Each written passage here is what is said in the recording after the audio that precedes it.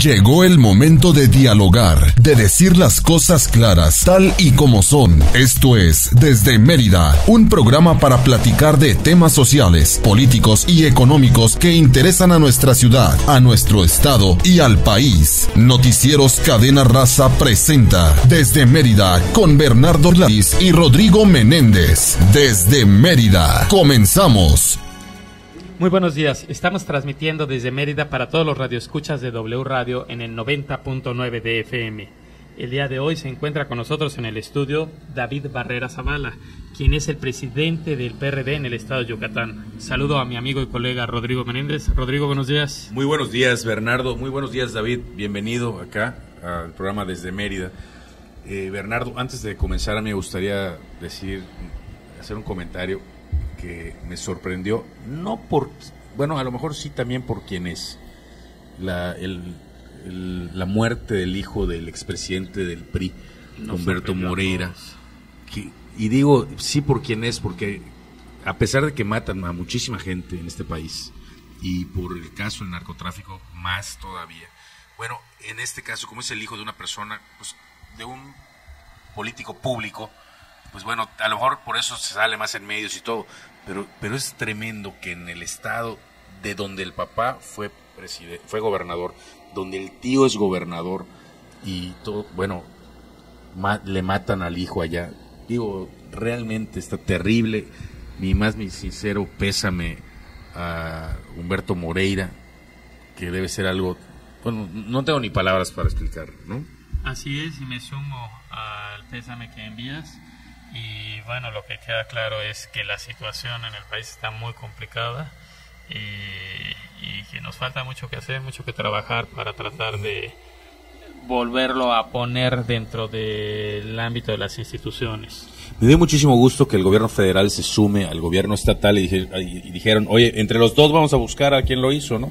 Qué bueno, de eso se trata también. Bueno, estos últimos meses hemos visto que ha habido un mejor entendimiento, ¿no? Entre es que ya se acabaron las campañas, ¿no? Así es. Y pues, todos los demás partidos, cúpulas políticas. Bueno, David, bienvenido. ¿Qué cuenta el PRD aquí en el estado de Yucatán? Un gusto saludarlos, Bernardo. Veo Rodrigo. Que metiste la pata. Sí, hombre, metimos la pata, pero bueno, estamos ya en recuperación. Afortunadamente no, solo fue un problema con los ligamentos, con los tendones, pero ya vamos saliendo de eso. ¿Quién te metió la pata? Eric, Guayo. Fue un conflicto en mi domicilio, eso no es problema. No fue en el domicilio. No fue tan grave. No fue tan grave. Si hubiera sido en el partido, así es, ya estaríamos todos enterados. De peroné. Completo, ¿no? Hospitalización completa. No, pues muy bien, es un gusto saludarles a ustedes, que me da mucho gusto venir hoy a platicar un rato aquí a través de su medio de comunicación, aprovechando, saludando a todo el auditorio, a todos los radioescuchas, y bueno, estamos en la mejor disposición de platicar de lo que quieran. Oye, pues vamos a empezar por el principio de cómo comienza esto, lo de el pleito que tuviste que afrontar, digamos, con el Comité Nacional, en el que hoy sí literalmente te impusieron a los candidatos. Tú ya tenías candidatos. A mí no me suena lógico realmente lo que pasó, aunque sea un partido nacional, pero normalmente dejan a cada uno de los comités escoger a su gente, a sus candidatos. En este caso te imponen a los candidatos. El caso era como si te hubiesen sacado a ti, ¿no? Sí, literalmente. Y no te sacaron. Así es, o sea, literalmente hubo un momento en la etapa del partido, en ese proceso electoral, que sí dejamos de ser legalmente presidente y secretario general por una serie de documentos que estuvieron metiendo en el órgano electoral del Estado. Esto fue semana y media, y como bien dicen, ¿no? El partido, aunque es un instituto político nacional, tiene su reglamento, tiene sus estatutos, y en los estados pues tenemos la facultad para decidir cierto número de candidaturas, que es lo que hicimos aquí en Yucatán.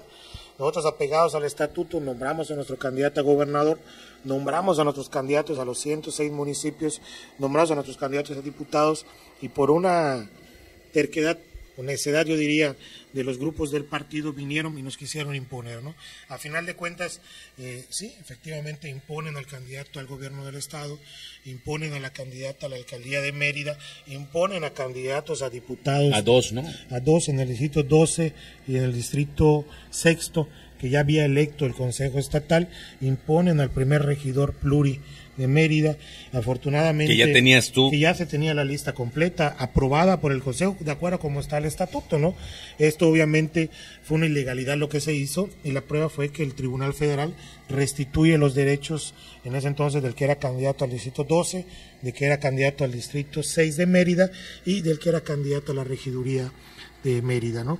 En el caso del gobierno del estado, ¿cuántos regidores entraron? Uno, el primero, o sea, de la lista. Entró tu regidor. Entró el regidor, así es. pero al final del día entró el del PRD local, pero realmente ni le tocó la campaña, ¿no? No, sí, afortunadamente le tocó el último mes. Lo bueno que ahí sí fue por una estrategia de él mismo, del licenciado Jorge Pech, que él apenas arranca la campaña, estuvo haciendo su trabajo, okay. porque él tenía la seguridad. Me imagino que debe haber estado trabajando desde antes. Sí, él tenía certeza de que le iban a volver a poner. Él tenía la certeza, porque lo que se hizo por parte del Consejo era legal. Habían puesto a una compañera del grupo de Eric Villanueva, a Isabel Rojas. Eso es lo que te iba yo a decir. Todo esto se reduce a las patadas internas, porque esto no beneficia al partido, evidentemente, ¿no? Al contrario, esto le perjudica.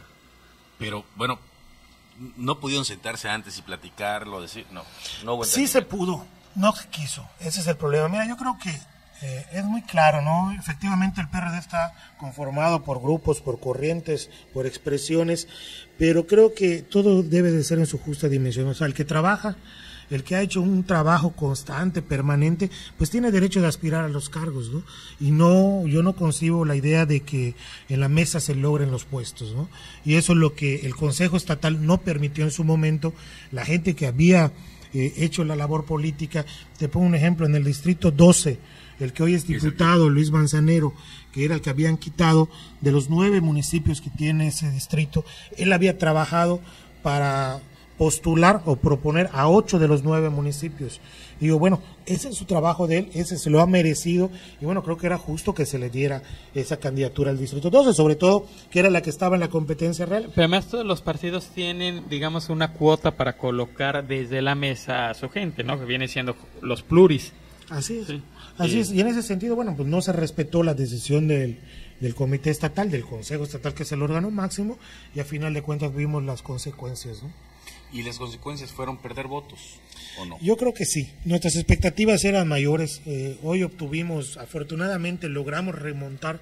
Había una estructura del partido que hemos venido trabajando desde hace tiempo, desde la época de Alejandro Cuevas, luego yo hace poco más de un año, y logramos mantener esa votación. Nuestra votación histórica, que fue en 1998, hablando del ámbito de los diputados, era de 48,000 votos. Hoy logramos superarlo, alcanzamos 54,000, 55,000 votos, aunque nuestras expectativas eran otras. Queríamos nosotros estar a la par más o menos de la votación que iba a tener Andrés Manuel, que sí se hubiera logrado si no hubiéramos tenido tantos conflictos, ¿no? Andrés como PRD saca 130,000 votos en todo el estado, nosotros sacamos la mitad, a nivel menos municipal, de la mitad. Menos de la mitad, así es. Oye, David, tú tienes este conflicto al principio, digamos, de la campaña, y te dejaste de ver lo de la campaña, te dedicaste a ver este conflicto. Y eso mismo me imagino que estuvo haciendo pues cada uno de los candidatos que están en el conflicto y todo, ¿no? Así es, iniciamos tarde, el conflicto empieza en la precampaña, que obviamente por lo mismo de estar atendiendo el conflicto, pues el tiempo es menos para atenderlo a los municipios, atenderlo a la precampaña. Ya cuando arrancamos, que prácticamente arrancamos ya cuando los otros partidos ya habían iniciado la campaña al gobierno del estado, pues bueno, tratamos de remontar, fue doble chamba. No les dio, digamos, o sea, no les dio para llegar a la meta que tenían por lo corto que tuvieron en la campaña también. Así es, por lo corto de la campaña, y el problema fue que siguió, o sea, no solo se resuelve, no una vez que ya se haya resuelto las candidaturas, ahí quedó todo, ¿no? Sino que hubo derecho por parte pataleo del Comité Nacional cierta actitud de venganza al no mandar los recursos para la campaña. Nosotros tuvimos que trabajar literalmente solo con el recurso del orden electoral estatal, que nos dieron 1.700.000 pesos para toda la campaña. Oye, y todo esto perjudicaba al candidato que ellos pusieron también. Desde luego que sí. Que era Eric Villanueva. Así es, o sea, hubo una campaña en dos ámbitos, ¿no? La de Eric, por un lado y la del partido por otro lado, ¿no? Aunque nosotros siempre estuvimos en la mejor disposición, coincidimos en 3 o 4 municipios y no había grilla, no había golpeteo bajo la mesa, porque al final de cuentas yo como presidente tengo una responsabilidad de dar una buena votación. Llámese quien se llame, quien sea el candidato, me caiga bien o me caiga mal, lo que yo aspiro es que tenga muy buena votación y obviamente a ganar mayor número de municipios. Oye, ¿Raúl Casares o su gente jamás te buscó? Tuvimos pláticas en 2 o 3 ocasiones, yo desconozco porque al final yo incluso les mandé documentos por escrito para tratar de llegar a un acuerdo político de coordinación, más que nada entre los candidatos que ellos habían propuesto con el partido, pero desafortunadamente no hubo esa coordinación. Todo el entendimiento fue con él. Todo el entendimiento fue con el PRD Nacional. Con el PRD Nacional, así es. ¿Y a ustedes no los incluyeron? No, salvo... o sea, Raúl Casares se fue a entenderse con el PRD Nacional, pero también acabó con el Movimiento Ciudadano, ¿no? Fue donde pudo colocar a su gente. A final también de fueron cuentas, candidatos de los 3, pero sí abanderaban más a ellos a Movimiento Ciudadano, salvo un candidato que es Raúl Castilla, que sí hubo buena coordinación con el partido, él a título personal lo asumió de esa manera. ¿Y por qué Raúl Casares se vuelve perredista de último momento? Él estuvo tratando que su gente entrara por la plataforma del PAN, estuvo a punto de lograrlo, pero bueno, ahí se le lo impidió Sofía Castro, que no se quiso bajar, ¿sí? Y entonces ya no permitió que el C Nacional impusiera a su gente, que incluso se habla de Jorge Camal como al que tenían en la mira. Y luego ya es que los va a buscar a ustedes, a la gente de Movimiento Ciudadano, y por las amistades de Nico Madáguar, me parece, ¿no? Que los estudios que tuvieron allá en Monterrey tuvieron algunas amistades en conjunto de empresarios que apoyaron a Andrés Manuel López Obrador, y de ahí se da la relación con ustedes. Creo que por Romo, ¿no? Romo. Sí, de hecho, de ahí viene la relación, o sea, fue una relación más que nada con el Comité Nacional por el proyecto que había con Andrés Manuel de acercar a los grupos empresariales de todo el país, de darle otra imagen que se tenía de Andrés Manuel, de que rechazaba a los grupos de poder económico dentro del país, y bueno, lo que él trataba era de acercarlos. Por eso es que se da esa alianza, por llamarlo de alguna manera, aunque a lo mejor no se coincidiera en la cuestión ideológica de partidos de izquierda con la ideología de ellos. Nos vamos a un corte comercial y cuando regresemos seguimos aquí con David Barrera, presidente del Comité Ejecutivo Estatal del PRD. Volvemos desde Mérida.